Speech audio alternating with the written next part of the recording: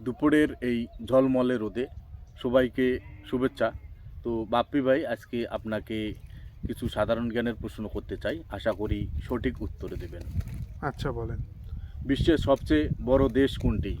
Russia. বিশ্বের সবচেয়ে ছোট দেশ কোনটি? Vatican city.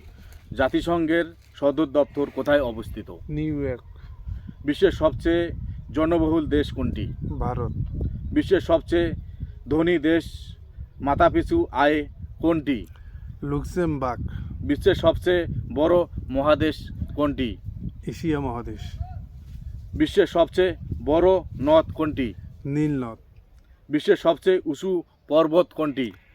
Mount Everest. বিশ্বের সবচেয়ে বড় মাতৃভূমি কোনটি? মরুভূমি।